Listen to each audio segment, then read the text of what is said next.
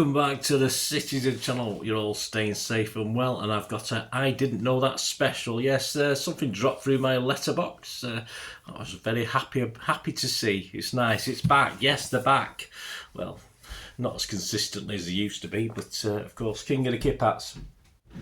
And we've got a little special about the treble season from the team that brings you King of the Kippax, of course, Dave and Sue Wallace, above all and everybody.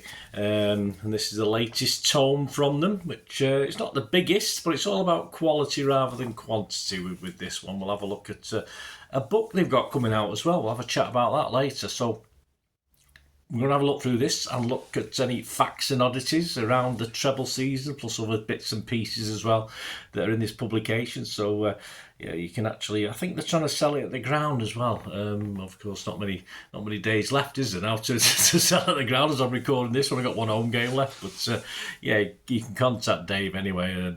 Dave Wallace, and there'll be some details at the end of this where you can email him, or if you follow him on Facebook, of course, you can follow him on there, because I don't think he updates his Twitter page. He hasn't got a Twitter page, but I don't think he's been updated for like 6 years, so I assume the best place is to get him on Facebook, King of the Kippax. So yeah, do that, guys. My thanks to Dave. I've got a little note with it thanking them. Thanks for my copy of this.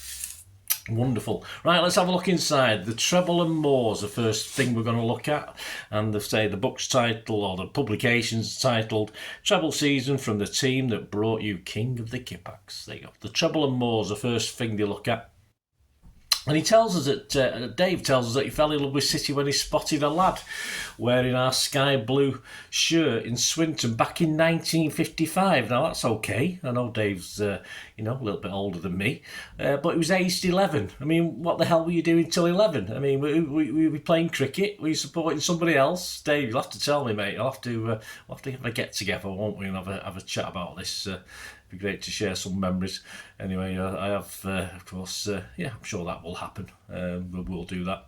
I've had a couple of chances, but I've always been tied up. I've always had little do's and stuff, so we will get together. But, yeah, but 11, that's a bit old. I mean, I remember some of my first pictures wearing City shirts when I was 7 or 8, but anyway, I'm sure you had good reasons for not falling in love till you were 11 years old. Dave takes us through our early European adventures, a bit patchy of course, despite that cut win in 1970. And then takes us up to more modern times. And I forget that, of course, when we finished 5th in seasons 95 and 96, of course, that would have qualified us for Europe. But, of course, English clubs were banned after the Heysel incident, of course. So we would have had another couple of ventures in the 90s into Europe if that hadn't have happened.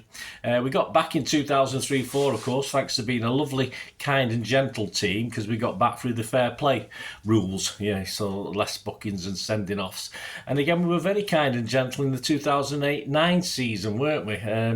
Although we did get a player sent off in the last game of that season, which you probably know about, because of course we were very gentle and kind to Middlesbrough that season, letting them stuff us 8-1 at their place, of course, in the final game of the season. As I said, fortunately the red card didn't cost us a place in the Fair Play League, and a quarter-final defeat to Hamburg resulted in that. After that was a definite improvement for the Sky Blues. That's probably the furthest we've got for a while, obviously.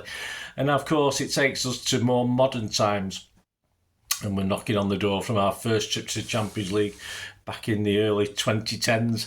But it will take the arrival, of course, of Pep to both reach our very first final, although we lost that one, and then the subject of this publication, of course, fulfil many dreams, not necessarily of winning the Champions League. A lot of people said they still rather the Premier League, but to win that, the Premier League and the FA Cup, it's only been done once before by some other team, I don't know who it was, to win that, of course, the treble for an English team. So that takes us to the subject. So the main subject of this book, there's other bits and pieces as well. And there's a game-by-game look at the treble season, which, of course, did I cover it in my history? I don't know if they've done the history of the treble season. I'm not sure, but it's possibly. I don't even remember, guys. I'm getting old. I can't remember what I've done and what I haven't done. But it's a great little summary of the season. So if you ever wanted to game-by-game look at the season, this is a wonderful thing to buy. And we've got those great stadium pictures, of course, that I love. I might even nick some next season when I'm doing some of my vlogs. I'm sure Dave won't mind, Dave and Sue won't mind. And of course, the last time King of the Kippax did a season game review was this 96, 97, 97, 98 seasons. They were fairly traumatic, as you all know, if you lived through them like I did and Dave did and Sue did, etc. So this one is thankfully a little bit special. So I'll just give you some little oddities and facts from that season, some highlights from the season, if you like. Of course, we had a few players come into us, didn't we? Of course, we had Erling. We had a guy called Phillips. I wonder what happened to him. Akanji, Gomez. Well, yeah, we know what happened to Gomez. Peroni, Sarsfield. Who the hell's Sarsfield? I thought it was a brand of vinegar when I read that. Sarsfield, I don't know where he was or what happened to him. Ortega, of course, came at the start of that season. Agumanyang came, and a guy called Ruprecht. Yeah, I don't know. I have no idea what happened to him either.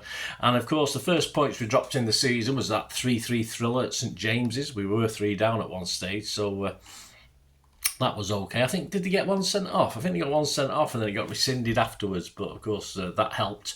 Another 3-3 followed, of course, in that friendly in Barcelona in front of a 92,000 crowd. August the 27th, Haaland's first hat-trick, of course, in a 4-2 win over Palace at the Etihad.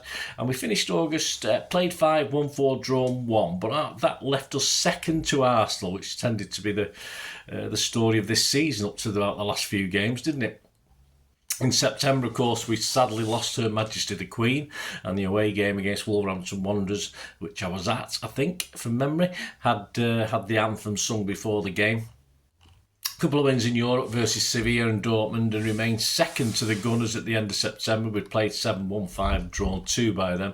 A 6-3 that should have been a 10, thrashing of United in October, of course. Match day 3, City 5, Copenhagen 0. And then match day 4, the reverse fixture, which was what they did in the Champions League in those days. A 0-0 draw was enough to take us through, of course, to the round of 16 with a couple of games to spare.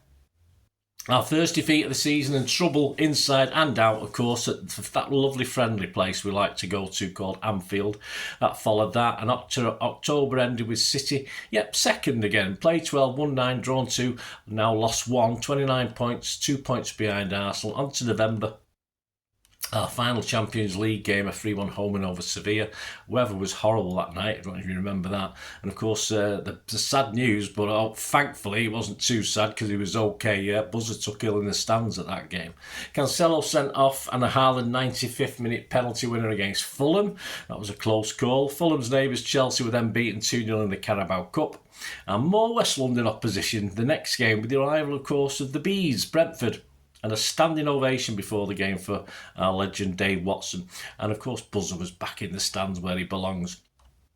Somehow we lost this one, didn't we, 2-1, and this was before the break for the World Cup in sunny Qatar, of course.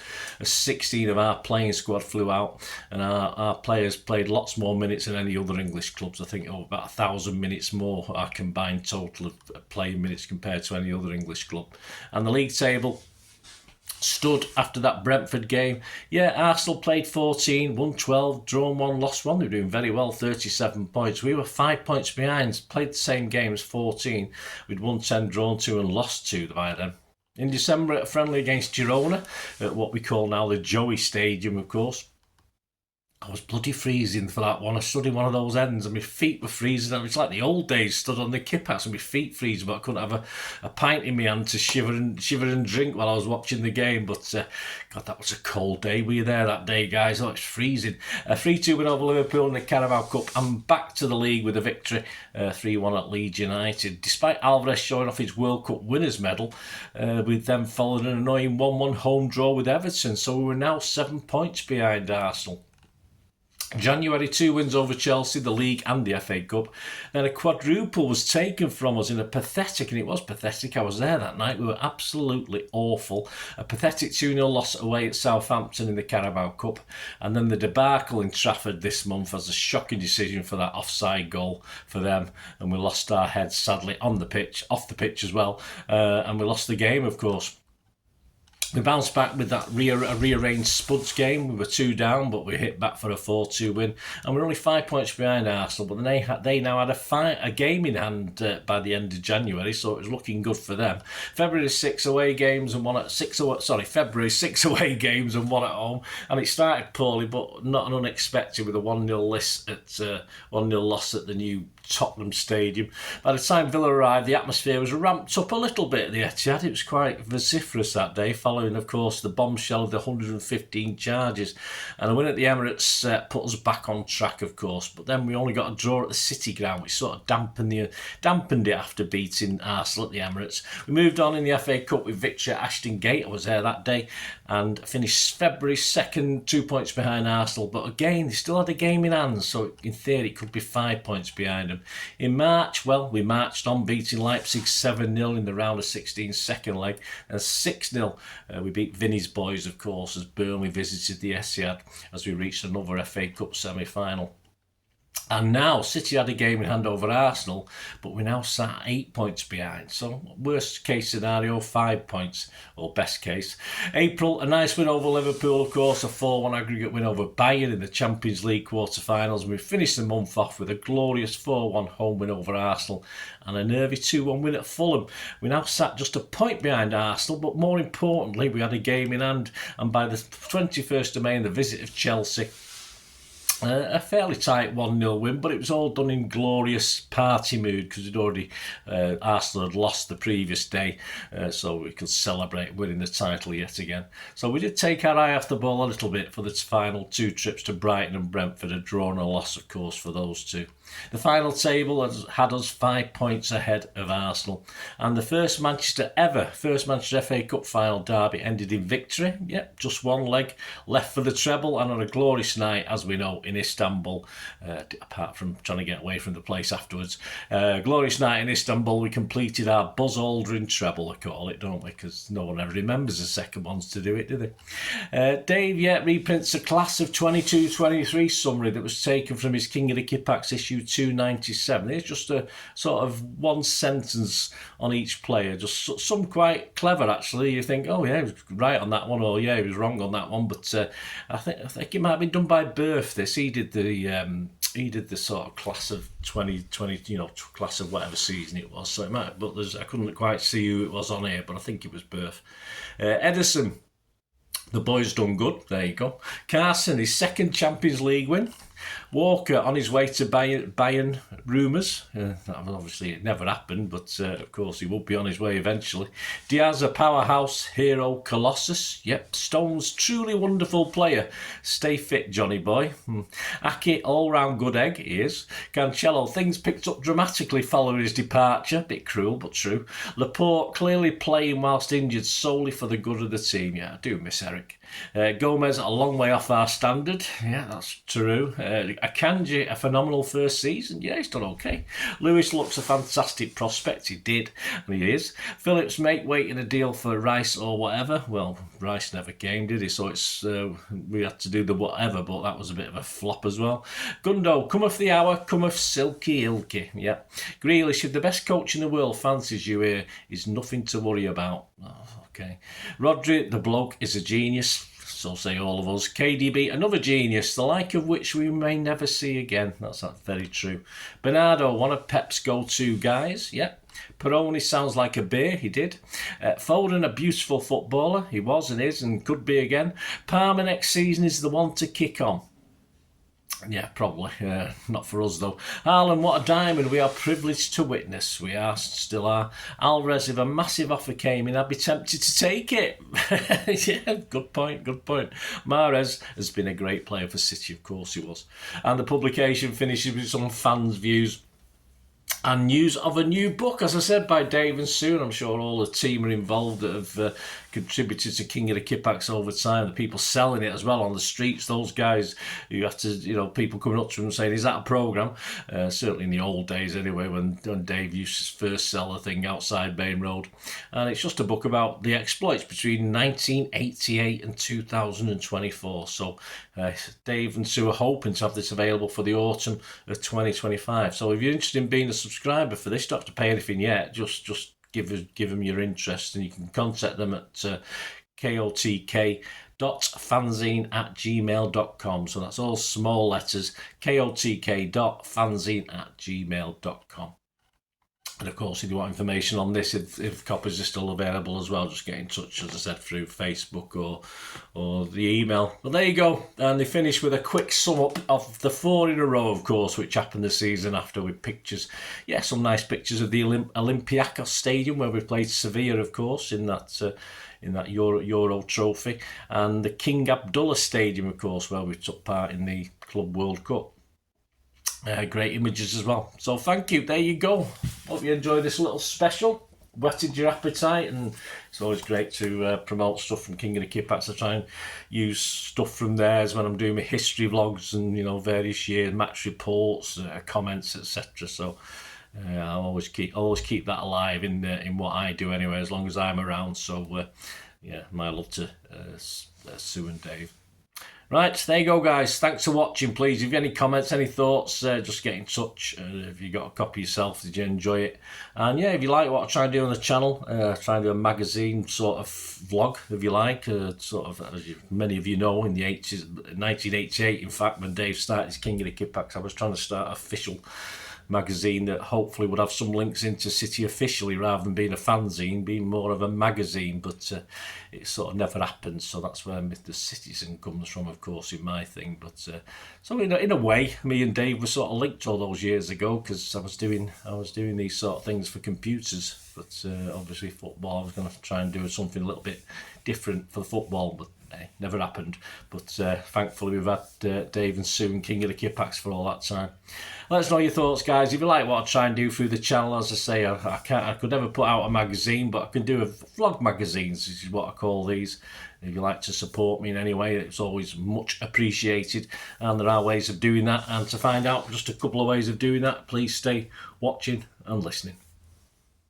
I hope you enjoyed the feature, and yeah, if you can support me through the subscription, if you can subscribe, guys, that'd be wonderful if you've not already done so.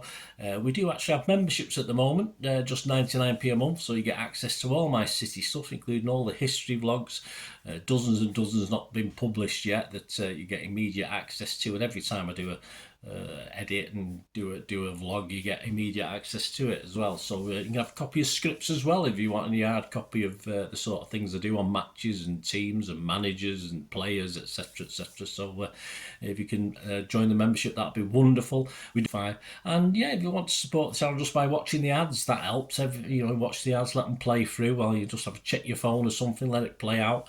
And of course, if you follow any of the links, that always works as well. If you follow a link to one of the ads and you fancy something, I've done it myself. I've followed a link and actually purchased something from another organisation. But it can happen. It can happen. Not all ads are stuff you're not interested in. And of course, if you can give us a like, guys, that would be absolutely fantastic. All likes are much appreciated. Anyway, thanks for watching. Until the next time, of course, I only ever ask one thing, don't I? Please, I ask you all to stay safe, especially you Blues. Until the next time, come on, City. Bye for now.